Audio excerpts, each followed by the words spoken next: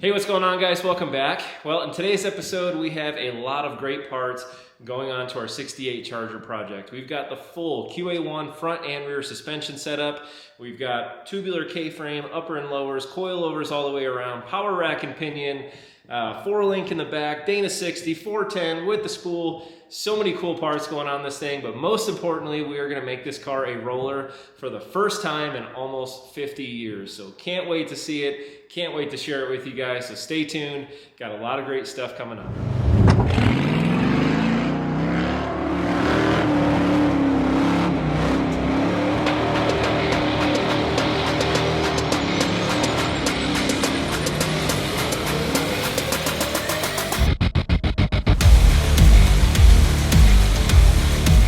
Alright, you guys, well, welcome back. What you're looking at here is that full QA1 front suspension setup. Now, I have gone ahead and already assembled this thing. It does not come pre-assembled in the boxes. I've got about 50 boxes outside right now in recycling. It comes in a million pieces, but it's actually pretty easy to put together. So, like I said, tubular everything, full coilovers. This is the 2 to 4 inch drop kit. I do plan on running some pretty large wheels on this car, so we needed to have that so that way we can really slam this thing to the ground. I want it low, I want it wide, and I want it looking pretty mean. So yeah, we're gonna be pretty much slamming this car to the ground. It also has a power rack and pinion, big old beefy sway bar here on the front, and it's the cat's meow. Use this exact same setup in multiple cars. Got it in Ratty Satty, of course. We've got it, the 69 convertible Roadrunner we did, 71 Cuda that's here at the shop. So yeah, pretty much every car that I build gets this exact same setup, and I highly recommend it. Now, probably noticed this kit looks a little bit naked. We do not yet have our Wilwood disc brakes. They just got in today, so let's check those out. Now, one thing I did want to point out real fast, guys, most of you guys are probably already aware, but with this QA1 setup, you do run the Mustang 2 style front spindles, so it really makes selecting aftermarket brake options very easy.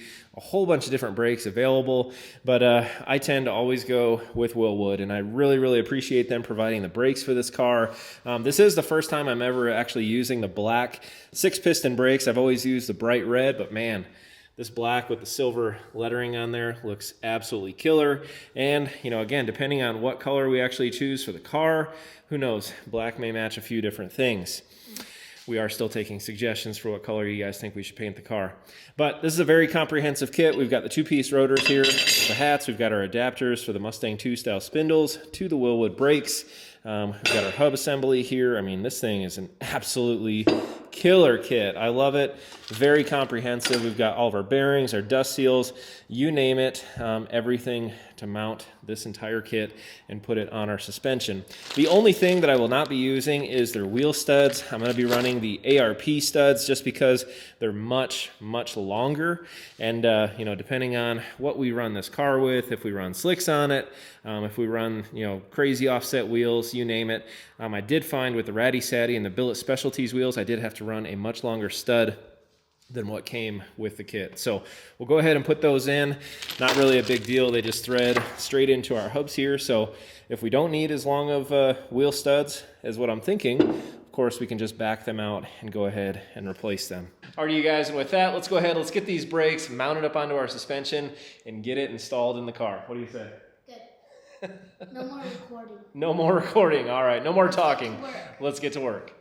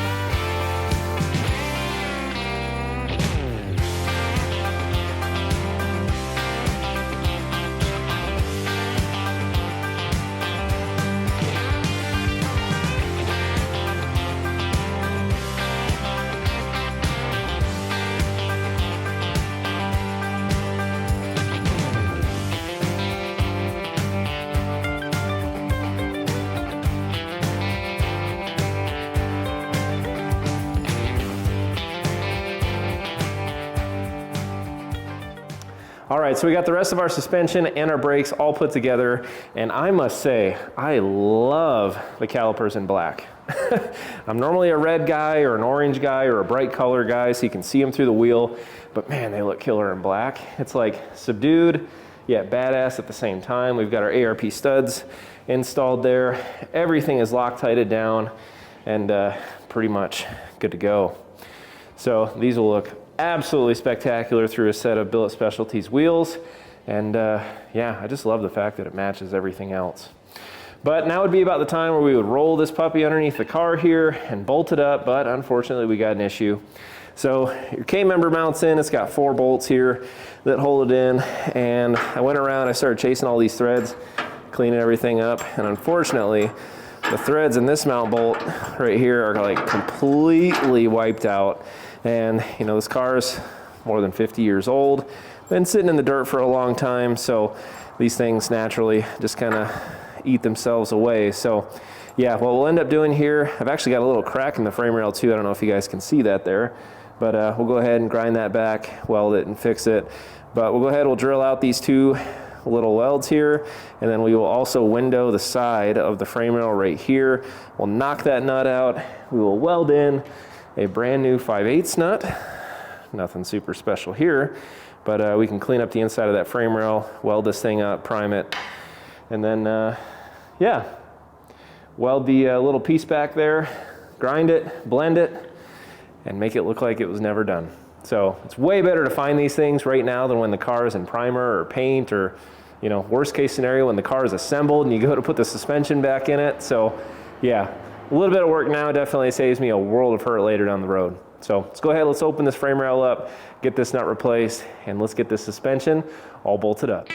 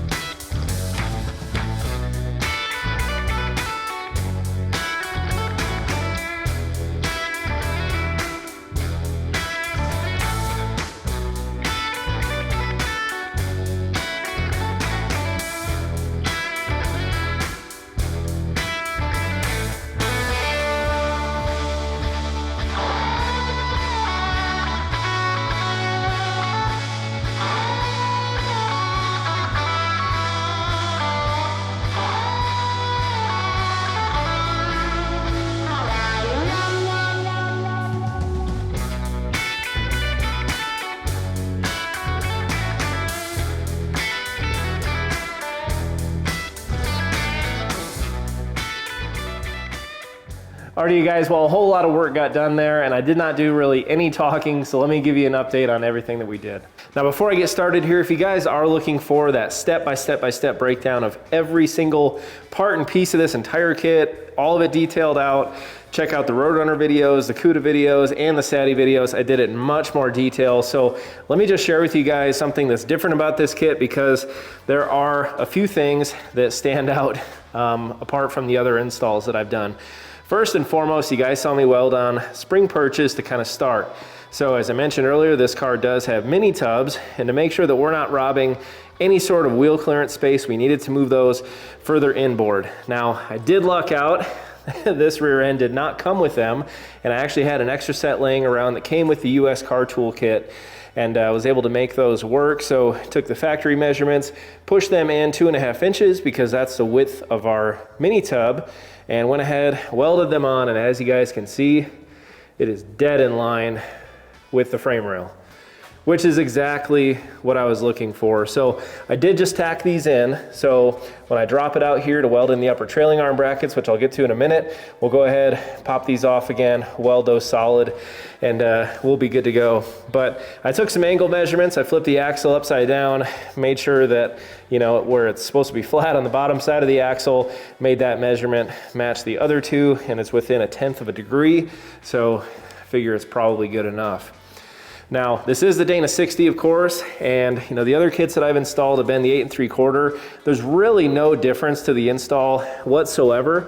But you know, all that we have left here now is the upper trailing arm brackets, which you have to leave loose. You do not want to go ahead and weld these on quite yet.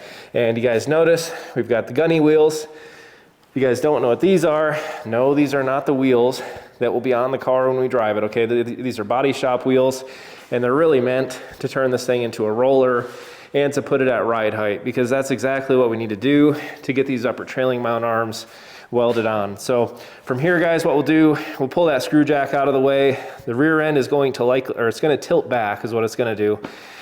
And we'll go ahead and drop it down onto our race ramps here and take a jack and actually jack up the back end of the rear axle until we're at 1 degree down. Now there's a ton of adjustability here and all of the rod ends and everything like that. So, you know, ideally you'd want to do this with as much weight on the car as you can, but we don't have an engine in this car, so we're going to rely on some of that adjustability. But man, I tell you guys what, pretty exciting stuff here. This car is not sat, I'll call it at ride height, in many, many years. So this car has not rolled on its own in over, or pretty close to 50 years. So even seeing it like this gets me really excited, and man, enough talking. Let's get this car on the ground.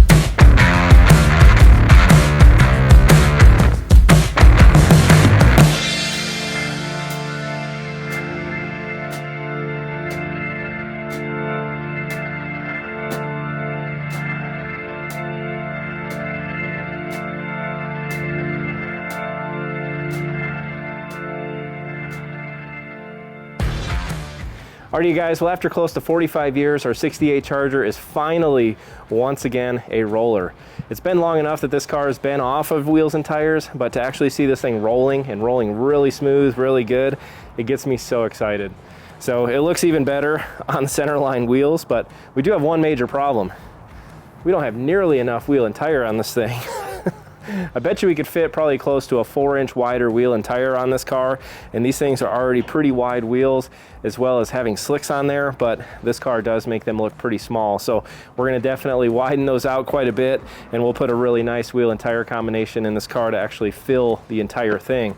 So this was also the first time with the QA1 kit that I've actually had to relocate spring perches to match having the wheelhouses, the wider wheelhouses on here, but everything worked out really good. You guys used everything provided by QA1, and yeah, can't say enough good stuff there. So let's take a look around the car and I'll show you how good this looks.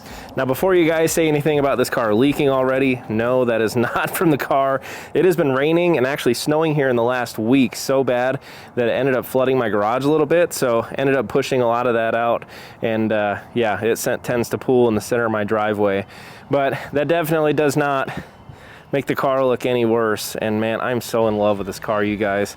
I can't believe I let it go as long as I did without bringing it back to the channel, because, you know, for what little work that I've done so far with being back on it, it seems to have gone such a long ways, and man, it gets me excited. So let's start at the front. So as you guys can see here, the full QA1 kit, power rack and pinion steering. We've got the big block mounts on there. It fits like an absolute glove. So I love, especially when you get the front bumper, you get everything on here and you can still see the QA1 poking out there at the bottom. You know this thing means business just by looking at it when it rolls up. So yeah, but the front, guys, super simple. The 4 bolts that mount the K-frame as well as the upper control arms, this whole thing drops back out. And obviously with us being just about up for blast, we'll be dropping this whole suspension back out of the car again and having the car ready for blast.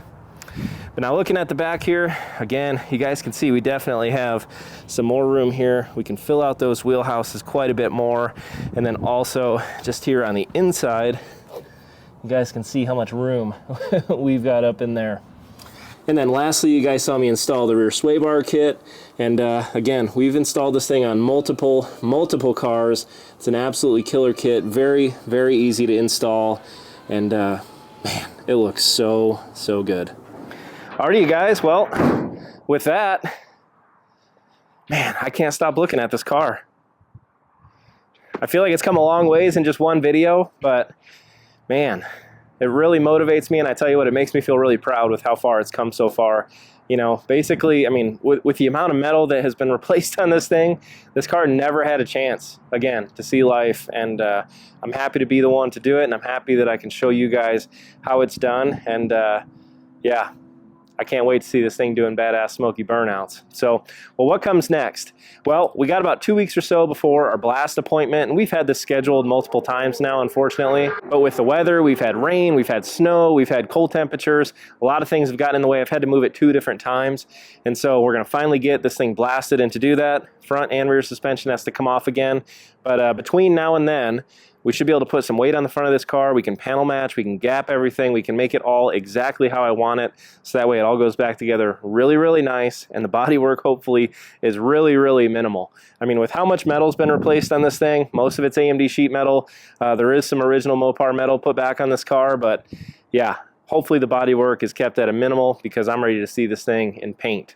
So yeah, if you have not voted yet on the paint color, please drop in the comments below what color you guys would like to see this thing, and please God, don't pick green. This car is not going to be green. Every car I have is green. We've got some cars coming up, big builds, that are also green. So we're not doing green.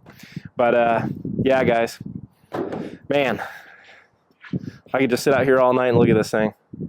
I love it. I absolutely love this car. So thank you all so much for watching, and yeah, if you have not done so yet, of course, hit that subscribe button, guys. And like I said, I'm pretty motivated, so I'm gonna get straight back to work on this thing, so don't expect a big delay before the next video. Take care. I'll see you again real soon.